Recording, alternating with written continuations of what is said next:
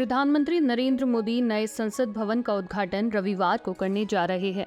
नया भवन देश की विविध संस्कृति को भी पेश करेगा। राज्यसभा और लोकसभा के साथ साथ नए संसद भवन में एक संविधान हॉल भी बनाया गया है। इसमें देश की संवैधानिक विरासत की प्रदर्शनी लगाई गई है।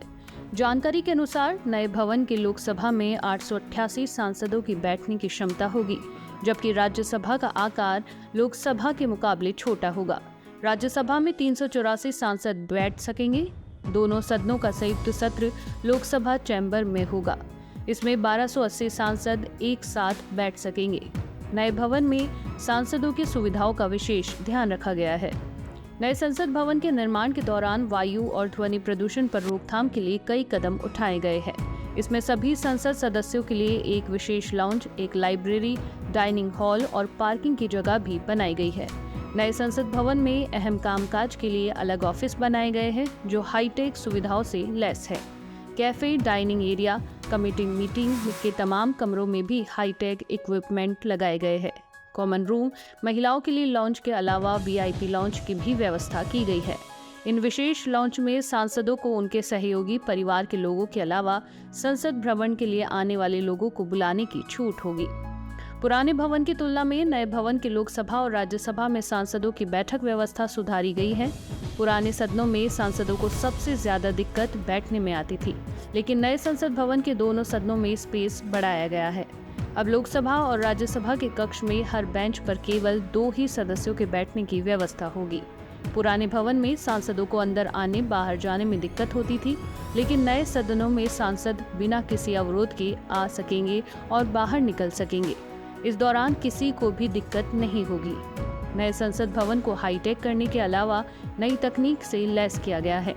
सांसदों की सुविधाओं को ध्यान में रखते हुए हर सीट पर डिजिटल सिस्टम और टच स्क्रीन लगाई गई है। इस डिजिटल सिस्टम को सांसद सीधे अपने मोबाइल या टैबलेट से कनेक्ट कर सकेंगे। इसमें खास बात यह है कि ये सिस्टम उसी सीट से कनेक्ट होंगे जो आधिकारिक तौर पर उन्हें लोकसभा सचिवालय द्वारा अलॉट की गई है। इन डिजिटल सिस्टम पर सांसद संसद के कामकाज के ब्यौरे के अलावा उनके संबंधित महत्वपूर्ण दस्तावेज भी देख सकेंगे।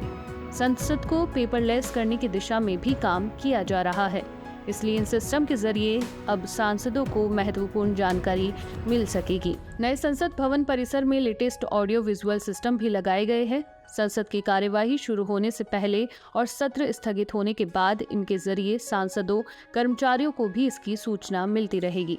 पुराने भवन की तरह ही भवन में भी सांसदों के लिए सुविधायुक्त डाइनिंग हॉल तैयार किया गया है। इसके अलावा बुजुर्ग सांसदों के लिए भी कई प्रकार की सुविधाएं दी गई है।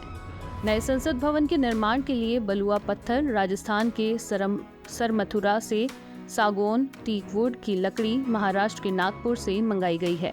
कारपेट उत्तर प्रदेश के मिर्जापुर से मंगवाए गए हैं। त्रिपुरा की राजधानी अगरतला से बांस की लकड़ी की फ्लोरिंग मंगवाई गई है। स्टोन जाली वर्क्स राजस्थान के राजनगर और उत्तर प्रदेश के नोएडा से लिए गए हैं। अशोक प्रतीक को महाराष्ट्र के औरंगाबाद और राजस्थान के जयपुर से मंगाया गया है। अशोक चक्र को मध्य प्रदेश के इंदौर से लिया गया है। लाल लाख राजस्थान के जैसलमेर से मंगवाया गया है। किसी राज्य के अंबाजी से सफेद संगमरमर पत्थर खरीदे गए हैं। केसरिया ग्रीन स्टोन उदयपुर से मंगवाया गया है। एमसेंट को हरियाणा के चक्री दादरी, फ्लाई ऐश ब्रिक्स को एनसीआर हरियाणा और उत्तर प्रदेश से खरीदा गया था। ब्रास वर्क और प्री कास्ट ट्रेंच गुजरात के अहमदाबाद से लिए गए हैं। LS, RS, false ceiling steel संरचना दमन और दीव से ली गई है।